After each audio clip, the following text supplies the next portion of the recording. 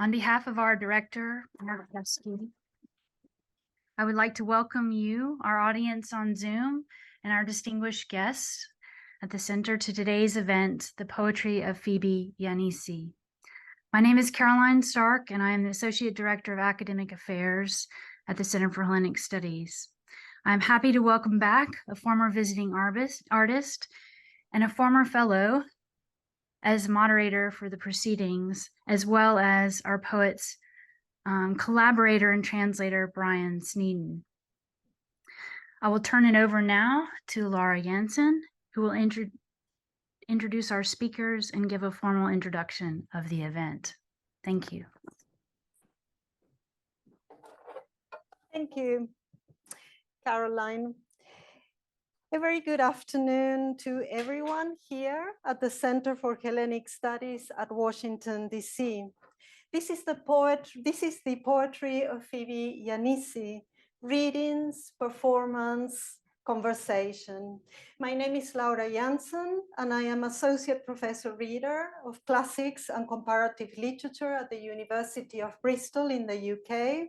And it is a great pleasure to be here with you today, here in the room, and for all of those of you who are there in Zoom.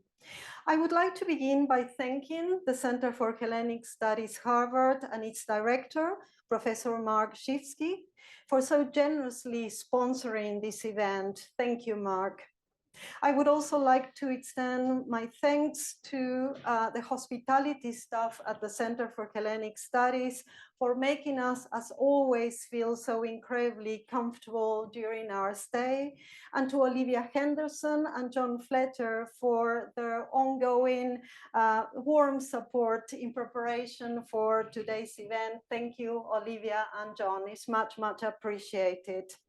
This event also emerges in partnership with 4 prestigious bodies in alphabetical order: the Archive of Performances of Greek and Roman Drama at the University of Oxford, directed by Professor Fiona McIntosh; the Bristol Poetry Institute at the University of Bristol, co-directed by Dr. Rebecca Kosick and Dr. William Wooten; the Michael Marks Trust, chaired by Lady Marina Marks, also at the heads of the Michael Marks Poetry Awards, which are coming quite soon, and we are sponsoring that at the CHS as well. Warmest thanks to the 4 bodies for your creative partnership and support. Phoebe Giannisi was born in Athens and lives in Volos, the beautiful coastal post-port city in Thessaly. Her profile is multifaceted, an aspect that in great part explains the richness of her poetic voice and multimediatic materials. She's a polyphonic poet, a performer, a professional architect, a student of ancient archaic Greek poetry, as well as a professor of architecture and classics at the University of Thessaly. She's the author of 8 books of poetry, 3 of which performed here today: Homerica, Cicada, and Chimera, have now been translated into English by award-winning poet-translator Brian Sneeden, here with us today. It is difficult to characterize in a few words the tenor and versatility of Phoebe's poetics and timely themes. Her award-winning work spans the fields of ecopoetics and the interplay of myth and science, while also directing our attention to the polyphony of voices attached to place, as well as the ethnography of the animated subjects that inhabit it: bodies, water, earth, seeds, orality, writing, eros, female condition, mythic personas, sounds, multiplicity, language, and animal beings constitute the primary subjects of Phoebe Giannisi's poetic praxis and thought. Her poetry seamlessly moves between the word, performance, and installation, exploring the less obvious connections between poetry and body and locality. As Brian Sneeden puts it, I quote, "The eye of Giannisi's poetry is never static, never has a fixed point, but is part of a process of re-bodying the ambient. And I would also add, even as her poetry is also exquisitely rooted in the everyday of people, animals, the landscape, and other beings. From this perspective, Phoebe Giannisi gives a new voice to archaic poets, philosophers, and mythological figures, from Homer, Archilochus, Parmenides, all the way to Penelopes and Tiresias, together with the mysterious mythical figures of the Chimera and the transformative life of the Cicada. In her poems, such figures become sort of mediators, or I would call them kind of translators from the ancient archaic world, all the way bringing messages for the noun we live in, whether this relates to the environmental drama of nomadic peoples, refugees, or the marginalized, on the ecological world, or the more private female experience of transformation and cyclical life. If there is one message, at least for me, that I take from Giannisi's poetry, is that every being in our world, ancient and modern, deserves a place and a voice. But today we can enjoy this wealth of themes in Giannisi's timely poetry is also thanks to the outstanding lyrical translations of Homerica, Cicada, and Chimera by Brian Sneeden. Brian is a poet, translator, and editor of world poetry books, which published Homerica in 2016, as well as lecturer in English at Manchester Metropolitan University in the UK. He's the author of the award-winning poetry collection Lost City, published in 2018, and his translation of Giannisi's poetries have received much recognition, included especially in Homerica, selected by poet classicist Anne Carson as her favorite book of 2017. And just last week, his translation of Giannisi's Cicada, published by New Directions, has been shortlisted by the American Literary Translators Association for their National Translation Award in Poetry, for which huge congratulations, Brian. And now let's proceed with a much awaited performance. Please give a warm welcome to Phoebe Giannisi and Brian Sneeden. Τον δείχνει μεν έρωτα καλούσι ότινον αθάνατη δε έρωτα διαπτερόφυτορανάκι.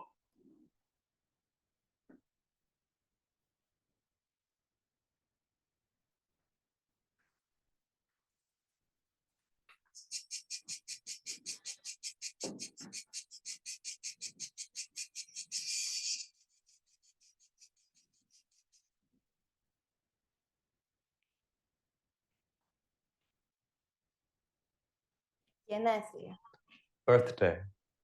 Φαβουρίζουνε τα φτερά όταν βγαίνουν. Do the wings itch as they sprout? Όταν από την έξοδο της κοιλιάς έβγαλες πρώτα το κεφάλι. When from the belly's opening you first raised your head. Και σπρώχνοντας από τον πόνο πετάχτηκες έξω στο φως για να φωνάξεις. And pushing from the pain sprang into the light to cry out. Were your eyes open? Ήταν τα μάτια σου ανοιχτά. Άκουσες τα λόγια αυτών που σε κρατούσαν βοηθώντας. Όλο το σώμα συστραμμένο, μαζεμένο, τα πόδια λυγισμένα και η μέρα ζεστή. Did you listen to their words as they held gently your contorted body gathered, legs tucked and the day warm? Μία γυναίκα γεννούσε στο αυτοκινήτου της στο πάτωμα. A woman giving birth on the floor of her car. Κάθε μεγάλωμα άραγε πονάει σαν το πρώτο. Is each growth painful as the first? Δεν μεγαλώνει κανείς με τον ίδιο ρυθμό, αδιόρατα. Doesn't one grow at the same pulse, imperceptibly? Ή μήπως μετά από περιόδους τάσης, έφνηση, κίνηση σε κατακτά και αυξάνεσαι και ανυπόφορα αλλάζεις? Or is it after periods of stasis, when motion seizes you suddenly, and you grow and are unbearably changed? Πετάς από πάνω σου σαν το λουλούδι τα πέταλα μέσα στη δρόσο που ρουφάς κάτι παλιό και ξανά. Do you cast off the old like the flower, its petals, and the dew that you suck again and again? Κατοικημένος από τις νύχτας τις αγωνίες, ανοίγεις τα πρωινά σου μάτια ανάποδα να κοιτάξεις τον κόσμο. Inhabited by night's afflictions, do you open your morning eyes slantwise to survey the world? Έχεις μαζέψει τ' άστρα, τα κρατάς στα χέρια, τα σκορπάς στο χώμα, στην άμμο. You've gathered the stars, you hold them in your hands, you scatter them onto the earth and the sand. Έχεις ψηλώσει πια το δέντρο εσύ, μας χωράς στη μικρή σου σκιά. Πιο ελαφρύς τώρα, πιο ελαφρύς. Taller than ever, you the tree, we fit inside your tiny shadow. Lighter now, lighter.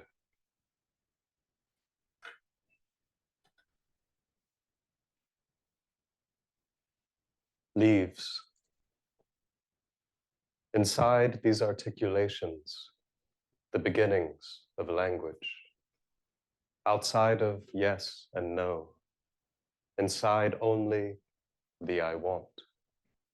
The soul with the body meeting and all the openly meteoric leaves. And now see one of them fall slowly to the earth.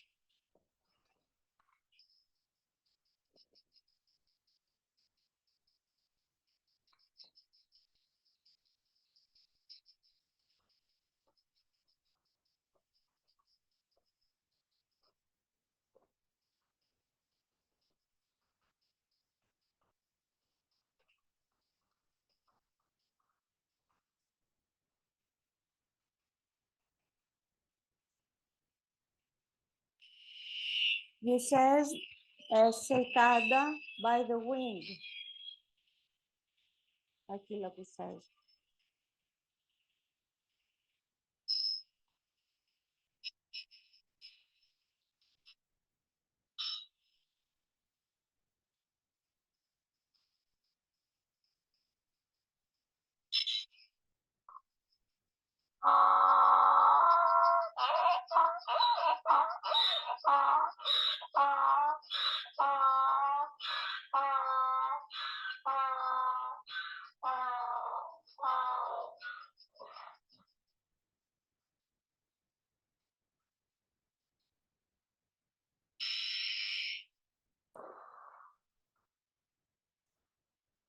Ηχέτα τέτοιξ. Μόνη η φωνή Only the επιθυμεί. voice desires. Γλυκιά φωνή, Sweet voice, λεπτή, thin as honey, σαν το thick, μέλι πυκνή, dribbles and ρέει και spills onto the χύνεται earth κάτω στη below. γη.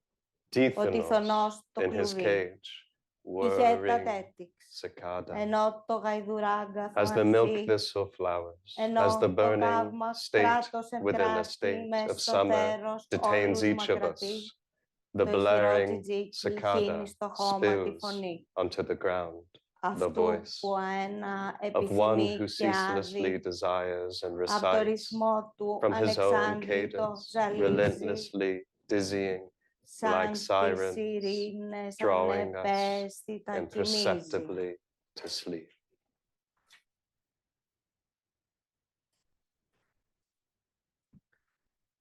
Ithaca 1.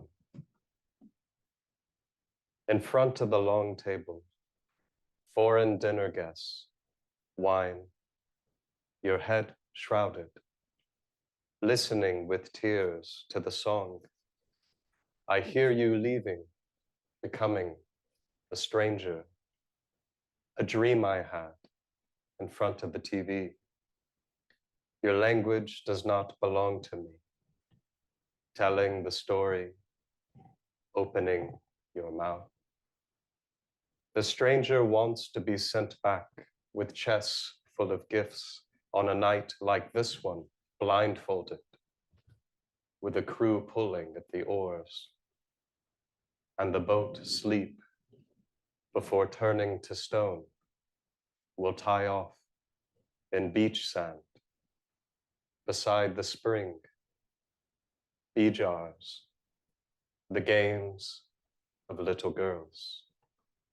And the grotto with its 2 doors, fame and forgetting, will accept him without a word, dressed in sheets between silence and silence. Penelope 1. I am addicted to you. Έχει πάθος με την πισίνα. Κάθε μέρα στην πισίνα την ίδια διαδρομή ξανά και ξανά. Η πισίνα την κρατά στη ζωή. Το τραγούδι στην πισίνα τη συντηρεί. Το συνεχές πηγενέλα, η ρυθμική αναπνοή, ο συντονισμός χεριών, ποδιών με το κεφάλι, επαναλαμβανόμενα μπαίνει και βγαίνει, ρουφά μέσα, φύσα έξω τον αέρα, τα πλακάκια κάτω από τον διάδρομο, τα ξένα σώματα απειλητικά με σκουφιά και με πέδιλα, το νερό μες στο χλώριο, ο ουρανός πάνω από κυπαρίσια. Η πισίνα με κρατά στη ζωή, το συνεχές τραγούδι, το μέτρημα. 1, 2, 3, 4, 5, 6, 7, 8, 9, 15, 19 χτυπήματα, περιστροφές, το τραγούδι του μετρήματος, η επανάληψη απολυθώνει. Το τραγούδι της πισίνας με σώζει από τη γνώση πως δεν μ' αγαπά. Penelope 3, for Eleonora. She worships her children. When they were little, she'd take their plates and finish their food. Even now, she eats the leftovers, and also, she puts on the clothes of her daughter, who's taller than her. When they're soiled and left out in the basket for washing, she puts on the socks and goes in them to work. She borrows the dirty clothes. Perhaps she's trying to save money at the laundry. Or does the charm only work if it retains from the body the strongest traces of our secreted smells?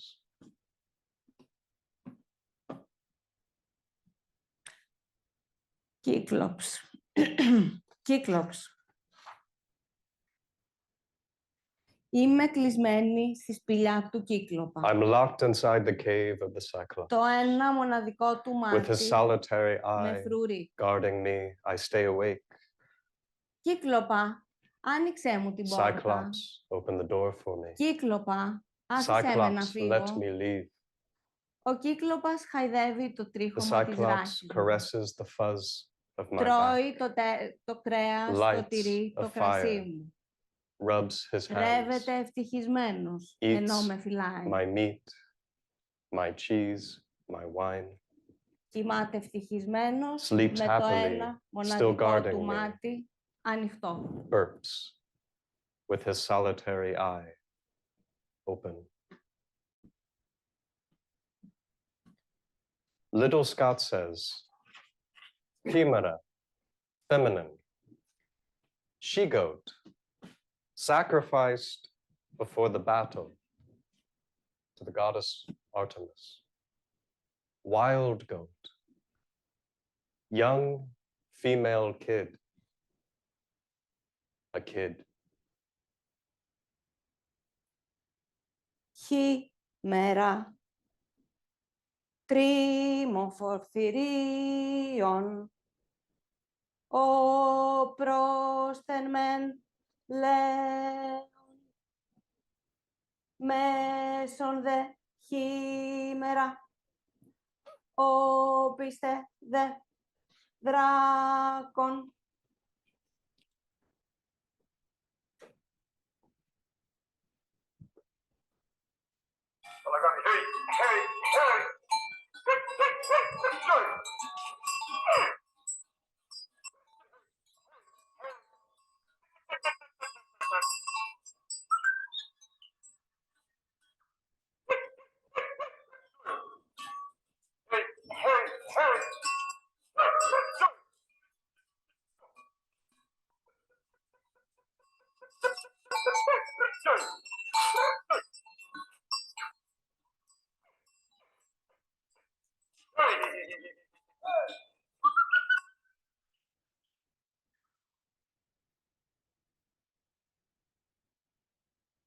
Δυο και δι πολύ και των ζώων και των ανθρώπων εισήν.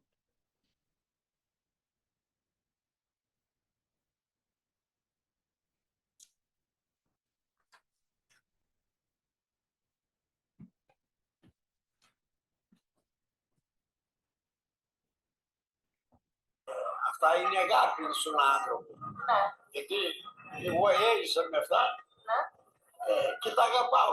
Γιατί στη Γιάννα ήμουν εκεί, τραβούσα του κατσίκι του ένα, το άλλο. Θα είναι αγάπη. Ένας που πρέπει που να είναι μέσα στο επάγγελμα, να το νιώθει. Είναι δύσκολο επάγγελμα. Αφηγήτρια. Σε αυτά τα μέρη, η επιφάνεια της γης ένα χαλί υφασμένο. Άνθρωποι, ζώα, της γης το χαλί αένα ράβουν να το ξυλώσει ο καιρός. Καιρός και ζώα στο χώμα, την ύφανση του ανθρώπου ξυλώνουν. Ξυλώνει ο καιρός όσα αένα άνθρωποι, ζώα υφαίνουν. The narrator says, in this place, the earth's surface, a carpet woven from human animals, the carpet of earth eternally woven for time to tear apart. Time tears apart what human animals weave. Time and animals within the ground, the weave of man undone. Ποιμένες άγραυλοι, κακελέγχεα, γαστέρες ον, είδμεν ψεύδεα πολλά λέγει, ετίμησιν ομοία. Goat Self says, hours by myself, I dream, leaping here and there. I choose a branch and chew, branch by branch, step by step. I choose the sky. Εγώ, ώρες μονάχοι ονειροπολώ. Εδώ, εκεί, πηδώ, κλαδί διαλέγω και μασώ. Κλαδί το κλαδί, Πάτημα, το πάτημα, διαλέγω ουρανό. Pupil says, the herds descend in undulating lines, the mountain slope. One can see the clatter of their hooves and hear their bells, the Tsikani bells of the male goats, the Trokani bells of the females, the rams and the sheep, in miraculous harmony.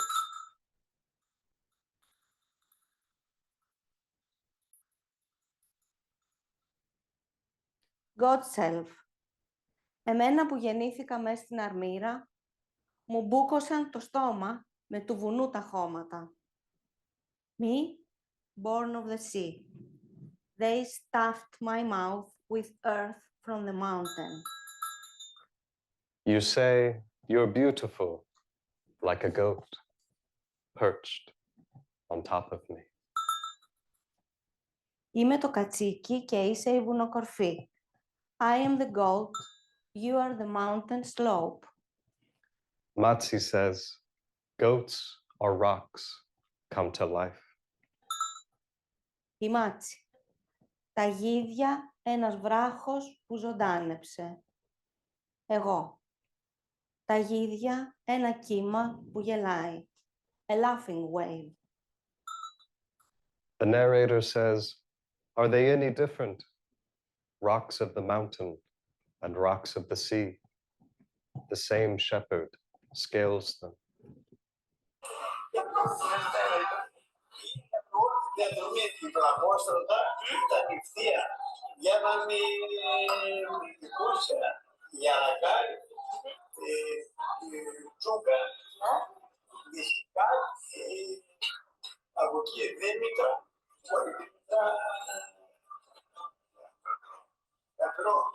Καρπερό Χριστό, Καρπύρι και Λιρενά. Ήταν ευθεία η διαδρομή, γιατί τα μέρισε. Αλλά περισσότερο τα παιδιά είχαν ένα μωρό στα κείμενα. Άμα μας έφτιανε την εποχή, μας έπαιρναν να αποκρούσει από τη σλάκη να πάει στο κόμμα. Άμα έτυχε, δεν τα έπαιρνε. Όχι πέραμε στο... απάνω από την καλεράκι, πρωί, και κάτι γυναίκα έλεγε, ως ξύπνωσαν.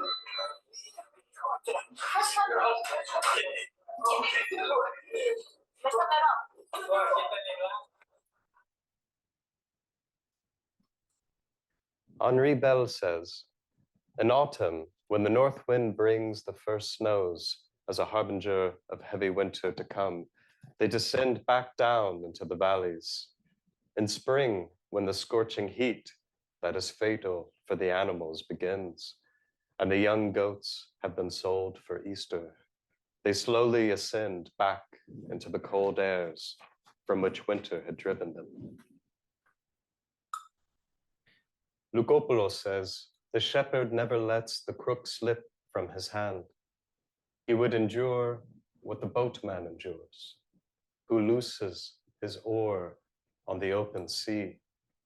Were you to take the crook from his hands, he'd be rudderless, lost, which is why he sleeps clutching it day and night. Λέει ο αρχίλοχος. Με το δόρι μου το ψωμί. Με το δόρι μου το ισμαρικό κρασί. Στο δόρι πάνω πίνω στηριγμένος. Archilochos says, by my spear the bread, by my spear the Ismaric wine, which I drink leaning against it, by the spear scaffolded. God self. What difference a crook and a spear? Εγώ. Τη δόρη, τη γλίτσα. Little Scott and Dimitrako say, aegis, aegis, neuter, A, the skin of the goat, as in clothes. B, the shield of Zeus. Yannis Murtos shares a proverb. What the goat does to the holy does to the goat. Ο Γιάννης Μούρτος λέει μία παροιμία. Ό,τι κάνει η γίδα στο πουρνάρι, το κάνει το πουρνάρι στις γίδες στο τομάρι. Earth and sky. Is the departure the journey, just a working of sky? If fate is the sky, one which comes from somewhere overhead, one which, like war or earthquakes, finds you, the name of the unknown was always sky. Lotus Eaters 2. I will stay here, at the bend of the road, at the curve of the bay, at the edge of the cape, at the peak of the high mountain, then open arms of the sea, at the mouth of the river. I will stay here. The apples red, the pears spilling with juice, the tread of our shoes unworn. You go barefoot in light clothes at the end of summer, but winter does not come. You sit outside until dark with the sounds of nightingales, the lights coming on before long tables, small dinners of twilight, with night moths drunken dinners. The medicine eaten. Το φάρμακο το έφαγες. The medicine a flower. Το φάρμακο ένα λουλούδι. The medicine, το φάρμακο είναι το φάρμακο, forgetting, ηλίθι, each moment a new beginning, το κάθε στιγμή καινούρια αρχή, which is I don't know where I come from, I don't want to go back. The medicine is always right now, always right now. Το φάρμακο, το πάντα τώρα, πάντα τώρα. Noon. A row of cypresses towered over the road. We knelt at the water source, drank its cleanness. Plane trees shaded the ground, shaded the brown on brown tufts, wool from shearing, residue of hands on the animals, on the bodies of animals. In Easter, the ditch water purples, while in the square, huddled together, awaiting sacrifice, the chosen offerings bleat, flesh, pray for humans, shared with wine, wine blood, wine bread, dirt. A soul dressed in earth, Empedocles says. Earth surrounding the mortal, earth surrounding the deaf, susceptible, earth surrounding the already gone. Darkness again. For years years, the dead didn't bother us. We tucked them one by one into the earth, from which often the most recent would visit us, usually in our sleep and without warning, empty-handed like memory's beggars.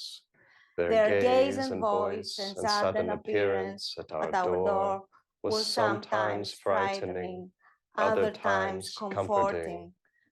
Gradually, emptiness tugged them beyond reach, always farther and farther out, merging with the nothingness of others, an enveloping cosmos of which we know nothing or can conceive.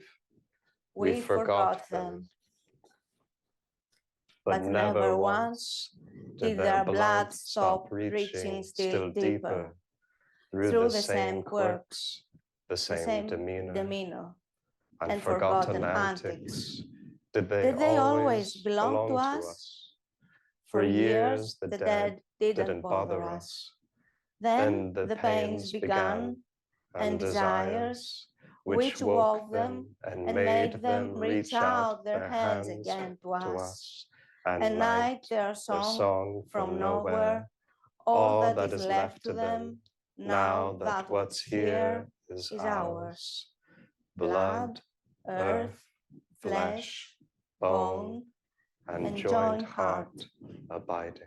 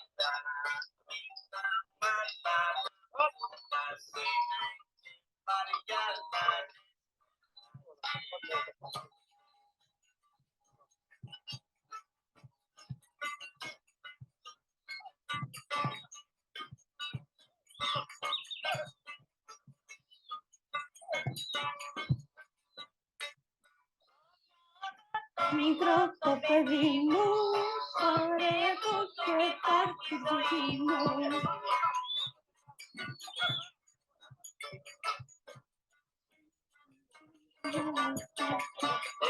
desayuna τόσο sobre το τσαλάμι γλυκόσο.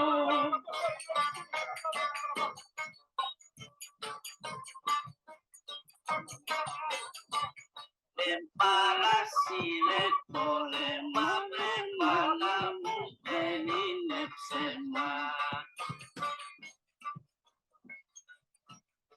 Για του Μάρκο μου τερβίτη, μες το ρέμα το λυντούσα, βρε να το σώσω, δεν μπορούσα.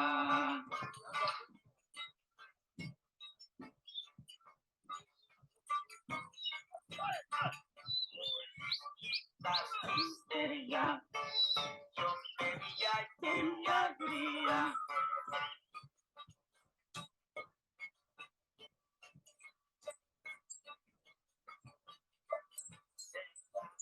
Κράτε μας δεν είμαι ελληνικός ανήκαημένη.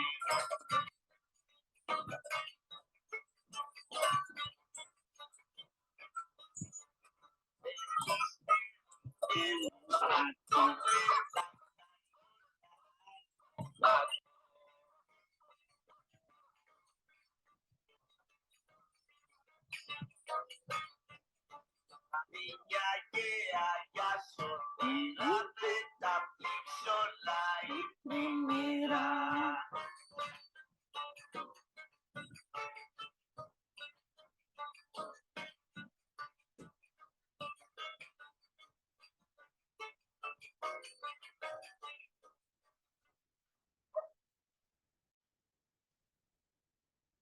On May 2016, Yannis Mortos' flock was sold. The flock now has moved forever to settle far away from the place it was born and raised. On September 2023, the lake flooded.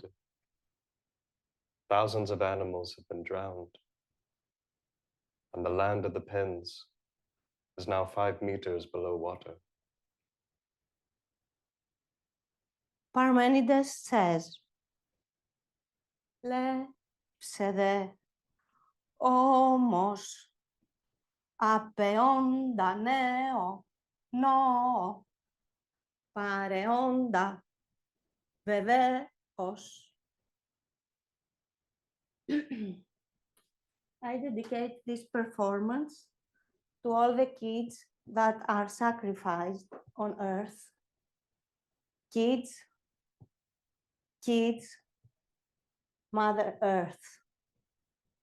Peace, peace on earth.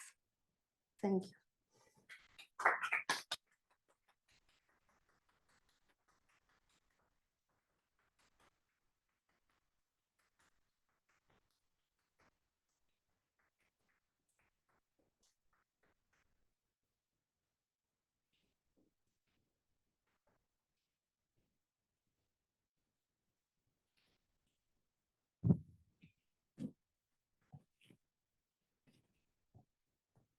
So we now move to the conversation part of this performance. I hope you enjoyed what you saw so far. This is going to be open to everyone. I'm going to begin with some questions, and then you're most welcome to raise questions yourselves. Yeah, the microphone?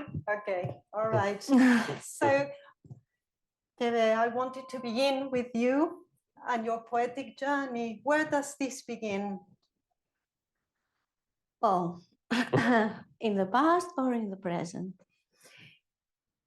I'm sure there is some sort of intuitive beginning that might be in childhood, or maybe something in your professional career that triggered what we see nowadays. Yes. That is the poetry of Phoebe Giannisi.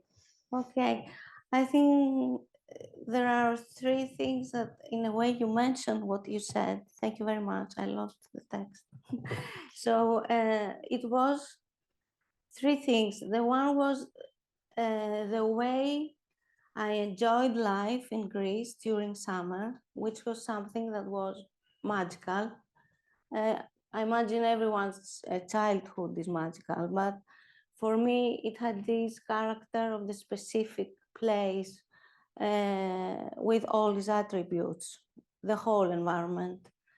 The second thing was that I had parents that loved poetry, and they were putting me songs. And in Greece at that period, the most important poets were put in music by very important musicians. It was during the dictatorship and before and during the dictatorship. So Theodorakis, Hatzidakis, a lot of great composers were writing music for great poems. So we were raised with that. So it was something very, and that's why I think song is something that is very strongly connected to poetry. Poetry is song. Yes. And I had something third that I don't remember. I remember. It's my love for myth.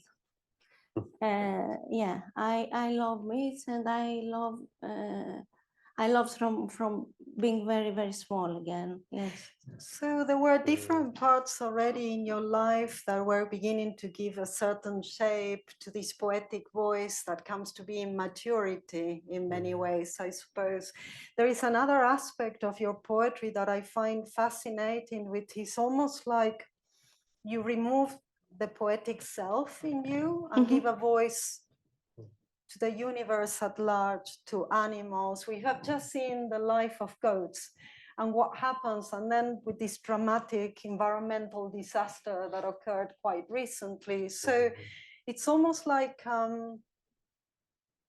you deliberately forget the self in order to be able to give a voice to that world that has such little voice. How do you see that as part of your poetics and poetic practice? Thank you for the question.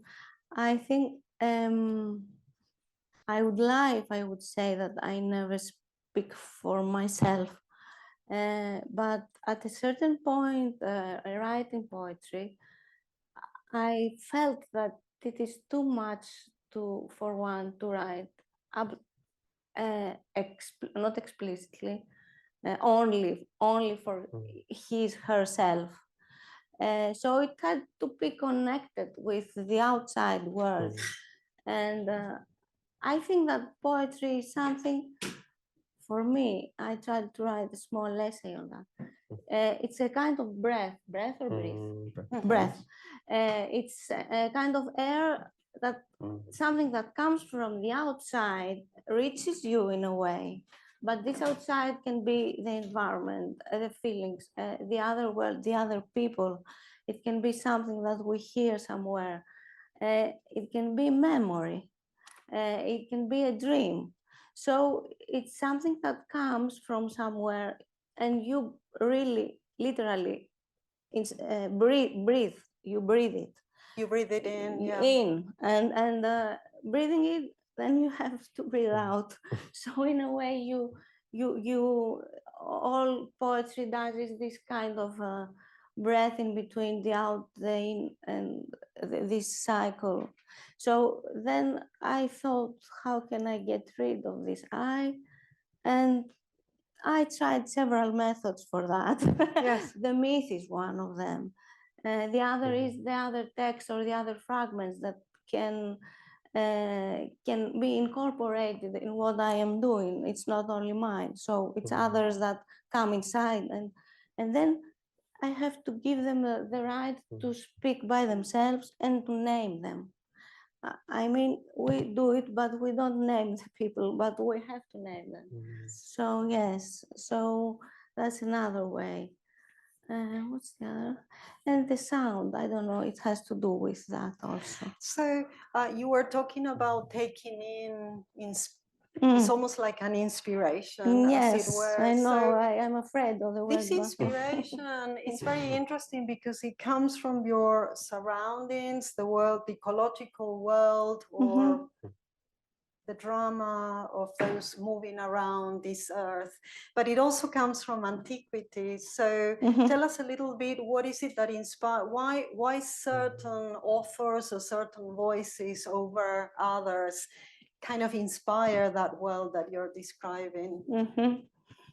I'm very much inspired by Homeric poetry Yeah. and lyric poetry. I mean, Sappho, I read and reread But Homer, I always find something else inside. In the beginning, I was fascinated by the Odyssey. But then when I really read the Iliad, I am crazy for the Iliad. And I think that you can find everything inside. I mean, the similes, for example, are something that puts together different words inside the poetry. And also you can have narration, and also you can have dialogue. So it contains everything in a way. It's almost like a rhapsodium in many ways, what you do in itself with all these Homeric themes that you put together. It's rhapsodic. So let's move now to Brian and also Phoebe, but it's almost the more I see your performances together, the more I find the poetry inseparable from one another as you keep translating Phoebe's material. How did this collaboration begin? I know the answer, but perhaps you can tell everyone. And also, how do you see this as a poetic unit in many ways? Sure, no, thank you. And thank you, Laura, for your hospitality, and also the Center for Atlantic Studies. Thank you for hosting us. So I arrived at Phoebe's poetry through a friend, Peter Constantine at the University of Connecticut, who read my poetry and noticed that there were lots of myths in it, far too many, is referencing myths very often in my early poetry. And I felt like, for me, I mean, this conversation about the self and the insufficiency of the I, and how the I always inculcates others, it always has an adjacency to it, whether it's the, as Phoebe describes, the etymological relationship between ego and ado, of I and place, and this place that is speaking. I feel like place for me, which was a lot of Greek myths for me, because I read a lot of Greek mythology when I was young. But then gradually, the more that I translated your poetry, I felt like there were other connections as well. And through translating, I learned a lot about poetry as well. I learned how to write prose poetry by translating Phoebe's prose poems as well. But it's primarily through Peter's introduction to you and your work. But one of the things you also achieve so well is the lyricality of it. It's so challenging to bring that in English. I mean, I've been translating a little bit of your poetry into Spanish, and that's a real challenge, because there are sounds that you can recreate, yet at the same time, there's something that transforms those sounds inevitably. How do you negotiate that? I mean, the music of modern Greek is very different, of course, from the music of English. I mean, as Kazantzakis says, right? Like, I wish I had more monosyllables. So, I mean, in English, we have all of these monosyllables, and we have this very kind of shorter phrases and wordings. So I use a lot of gerunds, actually. So if you're reading the translations and you find lots of INGs, it's because of an attempt to elongate the word, to find that music of the kind of following through with the line. But also, I feel like you have to just surrender to the fact that the things that Phoebe is doing very organically and originally, especially touching on ancient Greek syntax, you can't always recreate in the same way in the same place. Sometimes it comes about in different way in different areas of the poem. So the music is innately different. Yet I always have Phoebe's voice in my mind, because thankfully our first production, which was Homerica, which is published by World Poetry Books in 2017, I had a CD, which sounds so archaic, right, in terms of technology. Which CD was together with the book. The book it came with the book, yes. The book was with the CD. It was very essential for me to do this CD together with the book. It was essential for me as well, listening to it with each poem. And one of the things I noticed now in your performance that is very interesting is how it's almost nearly simultaneously translating over one another in a way that it becomes also a fused double language. I thought that was beautiful. It's just slightly late when Phoebe speaks and then you pick up, but it's almost voices one on top of another, and you almost it's like a double dimension of one voice. That really works very well, I think. Is this something you've been doing recently, or it will become one voice in the end? We did it today. It worked really well. I don't know if you noticed that. To the point that it doesn't matter what language each one is speaking, it's just that rhythm that it's so beautiful and rhythmical.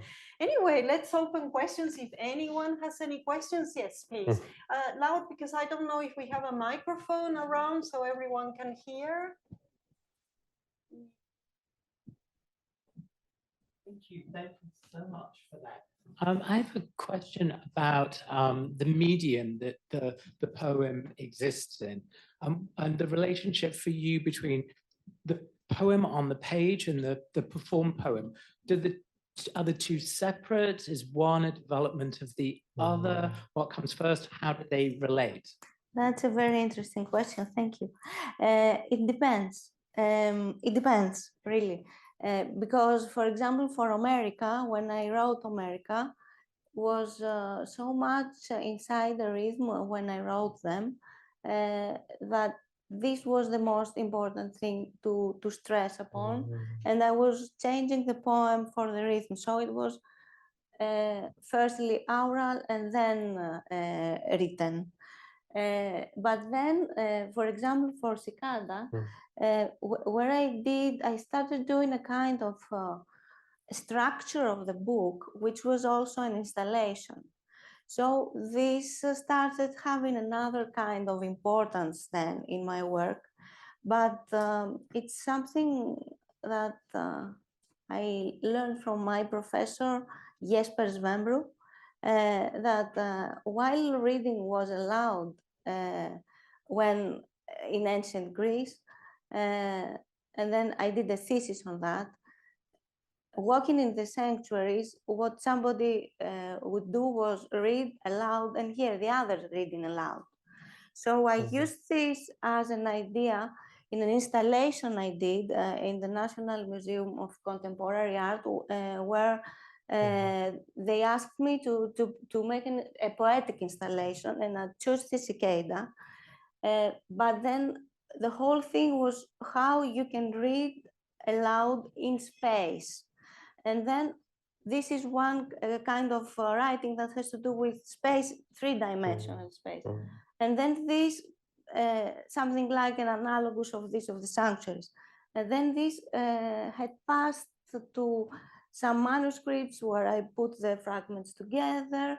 And then this changed into a real book. So the medium, the final medium, is a kind of design that has to do with the polyphonic idea first, and the relationship of the reading to the real space. It's polyphonic and like a palimpsest of sounds as well. And it goes like an installational thing. Yes. Any other questions? Anyone? Okay, yes, and then Paco over there.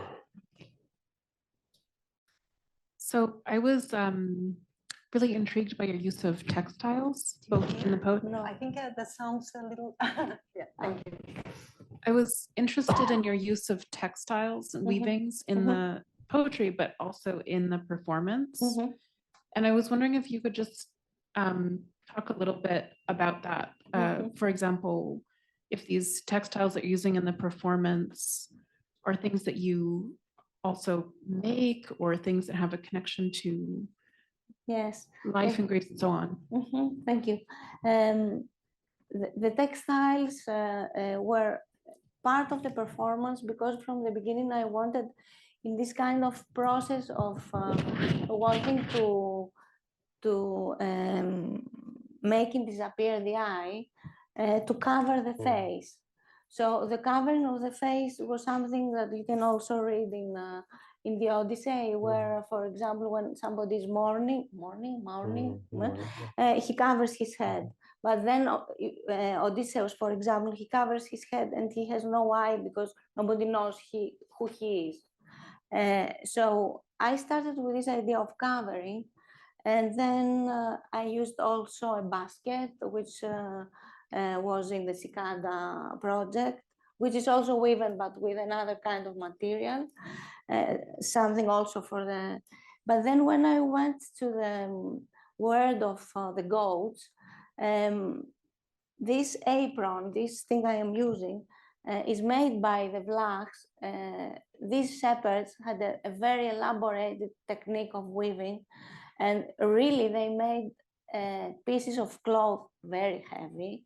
They weigh, I don't know how much kilos, but they are very, very, very well designed. They have several symbolic things on top. The weaving of this apron, it's symbolic. And they had to, all the women had to wear that. So for me, it was together something that was belong, and it's wool of goat wool. So for me, this is something that refers at the same time at the feminine, at the word of the goats, at the not having a face. The women in these communities don't even have a name because they have the name of their husbands. So they are all almost unnameless. So all the text, I think, has references to this part. And the thing I wear in my eyes, it's from a student of mine who is now an architect, but also a designer. And she's putting it in order not to see. And I found it very well, a very good idea for the Homeric poems to wear. Yeah. Francisco. Just wanted to ask you, I think you talked a little bit about the aprons, and one thing that I'd like to hear more from you talk about is your collaboration with the goat herders, because it seems that there's a lot of, listening to them, interviewing them, perhaps, if I'm not mistaken, even imitating their movements sometimes when it comes to showing the goats into the truck. So can you talk a little bit more about your collaborative process with them? For me, it was something like magic, my contact with them. I started because the idea was, after the Cicada, who was a mythical persona for the poet in ancient Greece, I wanted to move to somebody else, another animal. And so I chose the goat because of tragedy. And these were nomads, they were moving, these shepherds. So I had to have one mediator because I couldn't go like that and say hello. So this was a friend who is having milk for making cheese. So he was the mediator. He came with me. He made me know the family, because it's one family. Introduced really. you to the family. Yeah. He introduced, and then I had the other mediator who was calling me every time they had something special. So he was calling me several times. I had to get up at 4 o'clock in the morning. So I was going there, and I was going with students of mine, Haras Tergiou and Sebastiana Kostak. They were filming together. And the relationship with the shepherds was very, very easy and very, very interesting. They wanted to show what they are doing. They wanted to communicate. I think they thought I was a television, from the television. And they were constantly asking me, where are you going to show this on TV? But they are very proud of what they are doing. They know that something very ancient, because of the nomadic type of moving. They have a language which now dies, because in an oral language, the Vlach, and they are speaking that, and they have a lot of knowledge that will be lost, and a knowledge that they give the one to the other. So they were very, very hospitable. Yeah. And we have a question in the Zoom chat for Brian from Peter Constantine. He says he'd like to ask about your continuing work with Phoebe, and can you speak a little about your method and how it is developing as you continue to work on new translations? Yes, no, speak and he appears is lovely. Thank you, Peter. So I originally approached Phoebe's work, as I mentioned, by listening to her readings of these poems and having her voice in my mind as I found English, I say equivalents, but I don't know, something's always lost in the act of translation. And something is always earned also. It's different, yes. Yeah. It's very charitable. It is a very oral process for me, oral in the sense of sound oriented. For me, both the process of hearing Phoebe's work, hearing her speak her poems, and then translating that, it is not always just what's on the page. So for our next book, which is coming out with New Directions next year, Chimera, it's the book that entails many of the poems that involves the kind of ethnographic experience with the blacks and the goatherds. And there's elements of that, which is of course from the Bach language, which is very difficult. So there's many, absolutely. And I remember back in 2017 for the Onassis event in Tigany now, when I first heard these poems and speaking of the question about kind of the tangible kind of apparatus and the poetry, for that event, Phoebe cut her own hair after talking about the shearing of the goats. And I saw that and I was like, I have to translate her. That's it. It's done. It's decided. Or you having to cut your own. No, he didn't. He would never do that. Use all my strengths, essentially.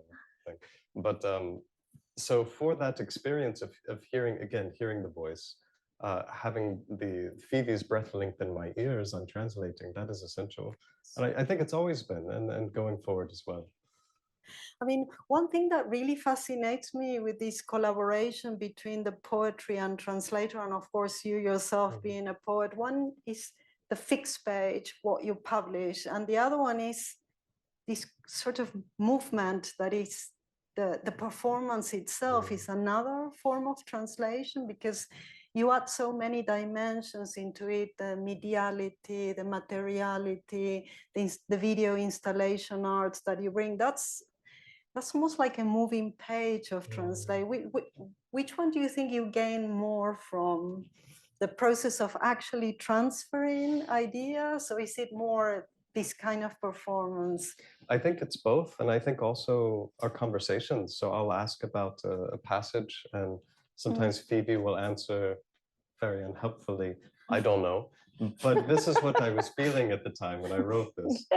And I'm like, okay, so I'm actually translating our conversation as well as the text and the performance. So it really does depend. It reminds me of Karen Emmerich, who writes about how the translator creates the source text while in the act of translation. It feels that way sometimes. It feels there's always paratext in the conversation and the performance that influence. I have one more question for you, Phoebe.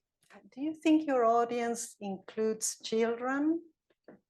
I don't know. I would because I think that. it's quite interesting. I would have thought as a child I would have found perhaps some of the ideas difficult, but the movements, the dancing, the polyphonic, it almost invites something of a child play in them. Have you performed for children? Never. It's a good idea. But perhaps I am also the child. It's just because the world of animals, and they tell almost like fables of animals. I know there is a very dramatic aspect of it, the environmental drama. But I think in 2023, so important, that's part of the message. I could do that. So that's one thing. And the other one is, do you think the vein of your poetry will continue to tell about the drama of the environment nowadays? Or I don't know. Is it just a consequence of what you do? I think yes, because after the flood, I had to write again about the environment because of the flood. Yes. And it was a very hard experience for me. And no, I didn't. I hadn't suffered from it, from anything, but I was present to what happened to others. And it's a huge environmental thing, and it hits the most weak. And if you are not inside that, you don't understand. I mean, it's something that I couldn't imagine, that the presence is so much different. I don't know if the English is okay, but to be present inside something is so different from hearing about that or seeing image about that, that then I feel an urge to do something or to say something about it, but I don't want to write a journalist paper. So it's That poetry is the generosity again. of your poetry, always giving a voice out there. For me, that was one of the things that struck me the most when I started reading your work. And a question from a student of mine, I said, please ask, what does Phoebe mean when she puts the cicada in her mouth? You know what? You saw that in a video, yeah, the cicada, and then it just comes out again. And in my class, they all had different things to say, but then maybe everything is accurate. Right? Everything. Yes, because I think it has a power that can have several meanings. I can give you some of them if you want. But it For me, for vibrates example, inside your... is epeapteroenda first. Right. It's flying words. Ah, right. So, something like that. The other is that it's a kind of magical ritual act, as if the cicada is the singer that I love during summer, and I put it in my mouth, and then it comes out from my mouth. Perhaps she can give me, because they are males, the one that sing, he can give me something of his voice. Yeah, so it's several kinds of thoughts. One of my students was saying the cicada was telling you a story of Oh, transformation. Yeah. The same. Yes, I think it's something like that. Oh, we have two more questions. Okay, we have two more questions in the Zoom chat. The first is from Louise Kim for Phoebe. She says, do you feel like you are haunted by ancient Greece? And what is the experience of being a modern Greek poet when the Western canon often associates Greece with the ancient myths and culture that has?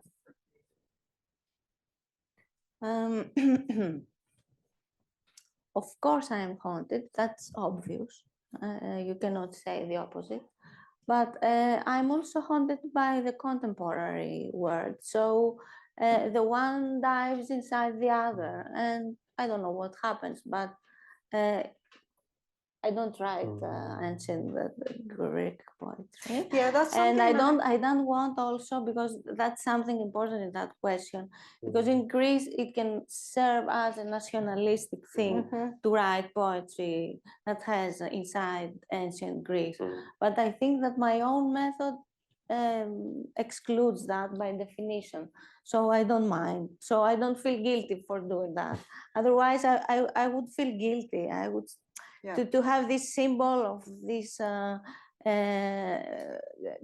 ancient Greek civilization, which is I am against that, and I am against this kind of making of our let's say, the nation. kind of origin and root that builds that story of the grandeur. autochthonous thing. I always get the story that you borrow from so many different things, that antiquity is not just the central only thing, but it's something that is interwoven with us and speaks whenever it suits you, rather than you celebrating that origin. Yes, definitely. Also in Chimera, you saw we incorporate other voices together. It's the voice of the shepherd, the voice of the animal, the several voices that are inside. So, absolutely, yeah. And then the final question. Sorry. The final question is, how long did it take to rehearse your work? Several times with a very, very dear friend of mine, Isabella Marzopoulou, who has the patience to be there, and then it's okay. It's a kind of being together, being a friend, and having somebody who really knows and makes me feel better. Yeah.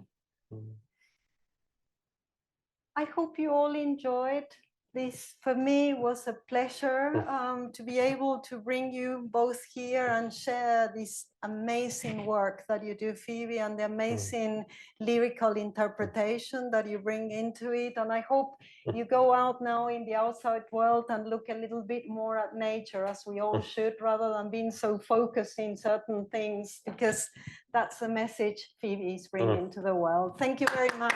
Thank you.